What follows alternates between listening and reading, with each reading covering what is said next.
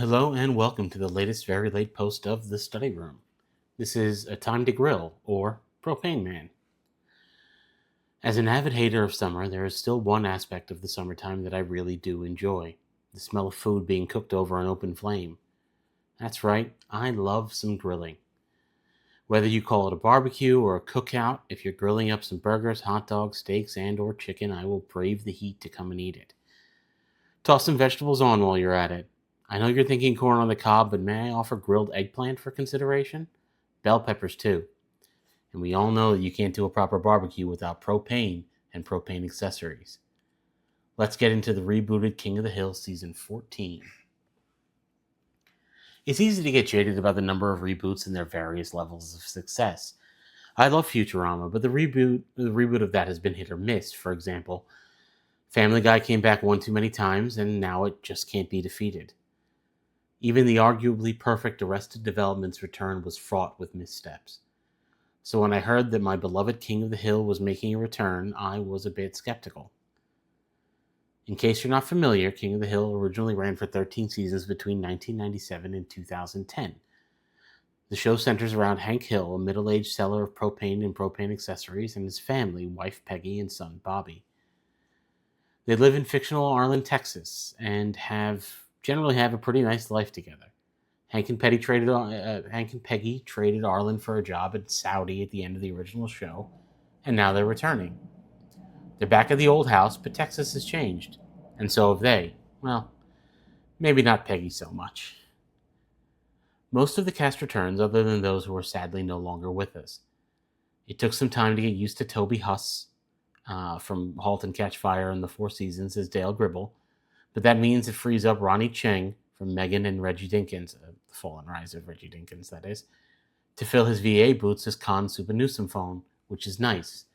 Now, when I typed that out, I didn't think about the fact I'd have to say it, so I hope I didn't butcher that. I'm always happy to see more Ronnie Cheng, or hear more Ronnie Cheng in this case.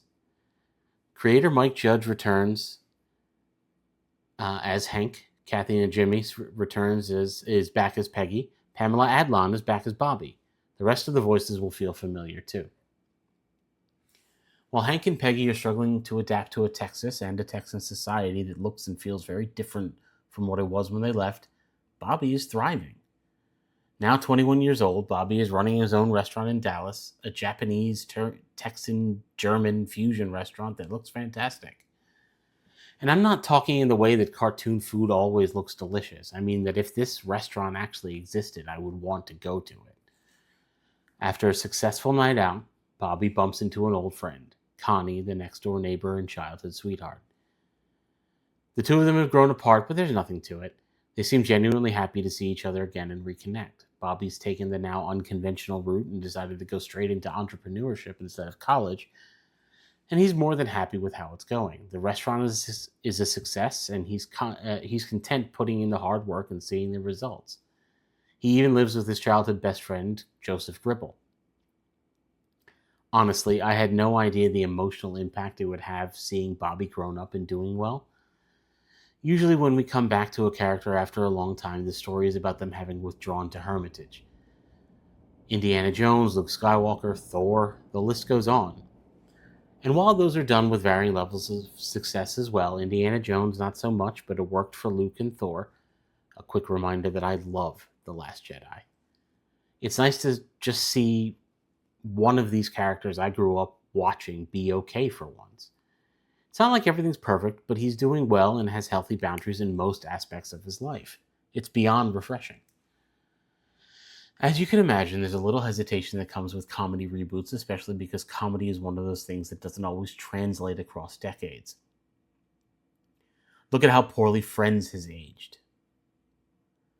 Hank Hill was kind of out of touch in 1997. Imagine how he is now. Handled poorly, this could come across really, really offensive and unfunny, the Rob Schneider effect. There is a bit of old man yells at cloud about his complaints sometimes, but it's not over the top. At the core of it, as much as Hank is stuck in his ways and out of touch, Hank has a good heart, and it shows. He can get angry, but nothing about him or the standards to which he holds himself and the world is ever hateful or discriminatory, and that's been consistent through the entire series.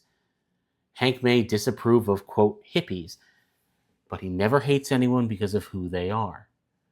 Through the original series, he's grown so much, and here he grows even more, which is really awesome. You can see the Bob's Burgers influence here.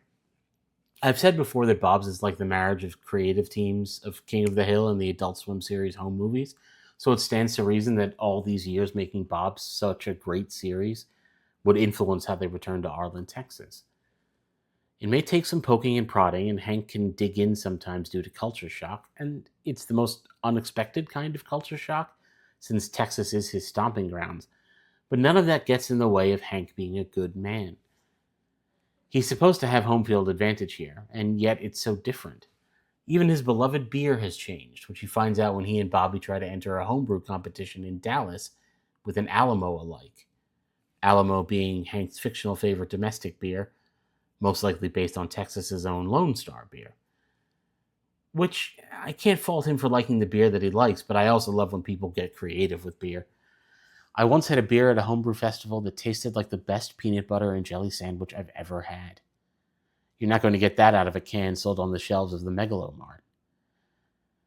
But like Bob Belcher, Hank Hill is open to changing and open to growing, eventually, most of the time. I mean, his dad was Cotton Hill, a horrible misogynist and racist who demeaned him from the moment he was born, literally. Growth is a process, but Hank is in it, even if he doesn't always realize it. If every boomer were more like Hank Hill, the country would be a better place. Hank has also entered a stage in life that's really awkward for him: retirement. Consider Hank is essentially an idealized version of the so-called American traditional values. The idea of trying to fill your time with anything but work just feels wrong to him. He tried brewing beer, he tried soap operas, he even tried reality TV shows. But he finds himself other outlets as well, including a foray into the gig economy. And he's not the only one who's trying to understand the world he finds himself in. Bobby is just 21, learning how to be an adult and on his own and navigate the minefield of adult life and relationships. Things are going well, but he's still finding his way through. You've got a long road ahead of you, Bobby. If I ever figure it out, I'll let you know. I know I'm supposed to be focusing on the lighter, more fun aspects of this show for the summertime, and yes, it's laugh out loud funny on multiple occasions every episode. But it's the newfound depth that really impresses me about King of the Hill. They ratcheted up the Bob's Burgers dial, it seems, delivering real stories in a world that feels real, and in the case of King of the Hill, even more so. Whereas Bob's Seymour Bay setting feels like a surreal beach town version of Stars Hollow, and Arlen feels more like a real-world town. With emotional impact, smart writing, endearing characters, and lots of laughs along the way. King of the Hill has always touched upon deeper topics, but this season feels different. Instead of having occasional moments where the show sits down and has a real conversation with you, it's more seamlessly woven into the tapestry of the storytelling. You can see it in the gig economy episode. Hank finds himself in situations that are awkward and funny because he's so strange around normal human feelings. But it also speaks to a deeper trend in our society. He runs into oversharer after oversharer and people who are looking for more than just the work he's been tasked to do. It's such a smart and casual way to show how disconnected people have become and how much we're starved for any kind of real connection, that we'll invite someone into our homes to do a simple job that we no longer have time to do ourselves, and then share with them the intimate details of our life like they're the person sat next to you at an airport bar. If you've never chatted with someone at an airport bar, and hotel bars work fairly similarly, there's an incredible phenomenon there. I remember being Bobby's age, my first time traveling on my own, and sitting at the airport bar while an elderly man told me his entire life story. Regrets, hopes for the future, a chance at a relationship with his grandkids, and a renewed relationship with his adult son. I remember these details intimately even nearly 2 decades later. Human beings are complicated creatures who want to be a part of something and apart from everything at the same time. People are simultaneously more open than ever before and more closed off. We're a mess, and King of the Hill embraces that mess in a funny and touching way. In the halls of reboots that I find that feel like hollow nostalgia bait, King of the Hill stands head and shoulders above any reboot that I can remember seeing, except X-Men 97. So many times, these ideas fall short and cheapen the memories you have of the original, but that's not the case here, or in X-Men 97. It's an amazing continuation of the story that felt wrapped up back in 2010. I never thought I'd see these characters on my screen again, and I never thought that when I did, it would be such a comforting sight. Season 14 was an absolute triumph, and I'm so happy that it's back. In fact, it may be the best season of the entire series, and I still don't understand how they were able to pull that off when almost everyone else fails at trying to recapture the old magic. I didn't know I needed it, but I did. Season 15 hits Hulu and Disney Plus on July 20th, this coming Monday, time of publication, and all 14 previous seasons are available for streaming there as well.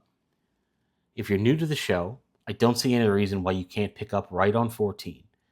But if you want to go back to 1997 and watch the show from the start, well, you're in for a good time. And that's it for this week's post. I would be remiss, however, if I didn't take a moment to say goodbye to legendary actor Sam Neill. News of his passing was sudden and shocking, and once I've had enough time to process, I want to give him the attention he deserves. I'm going to miss you, Dr. Grant. Remember the old saying, dying is easy, comedy is hard. Writing a blog is somewhere in between. If you liked what I've had to say, fire up the grill, wait for your friends to start eating, and then corner them with tales of this blog. Make them listen to it. Make them read it in front of you and monitor their reactions in real time at a discomfortingly close distance from them. If you didn't like it, do the same thing, but invite your enemies over instead. I'll see you next week.